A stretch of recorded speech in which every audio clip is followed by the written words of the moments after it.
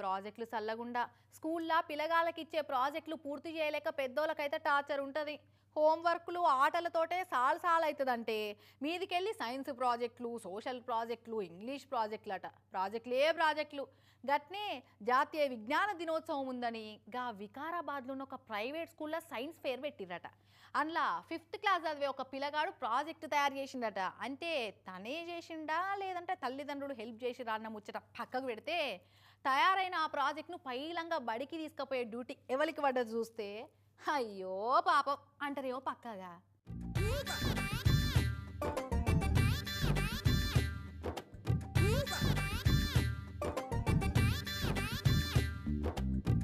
ఎంకిపెళ్లి సుబ్బు సావుకు వచ్చిందో లేదో మనకు తెలియదు కానీ మనమడి సైన్స్ ప్రాజెక్టు చేయబట్టి తాతకు వచ్చింది కష్టం. ఇగో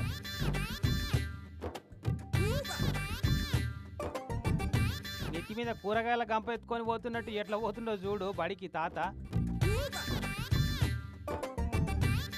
వికారాబాద్లా ఉన్న ఈ ప్రైవేట్ బళ్ళ సైన్స్ ఫేర్ పెట్టిరట.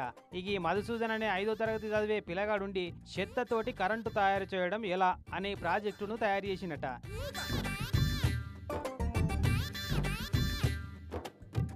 చేనైతే చేసిండు కానీ అది అటు ఇటు ఊసిపోయి కింద పడకుండా దేనికి తలగకుండా బడికి తీసుకుపోవాలంటే చిన్న కథ ఉంటుందా?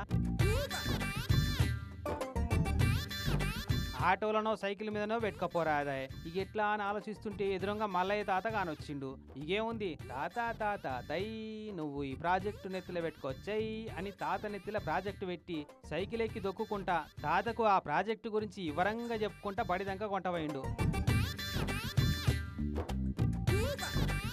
మొన్న 28వ తారీఖు నాడు జరిగిన ముచ్చటిది. ప్రతి ఏడాది మన India scientist sir C V Raman సారు రామన్ ఎఫెక్ట్ను కనిపెట్టిన రోజును నేషనల్ సైన్స్ ఫేర్గా జరుపుకుంటా పిల్లగాళ్ళకు ఇటువంటి ప్రాజెక్టులు ఇస్తుంటారట స్కూల్లోళ్ళు.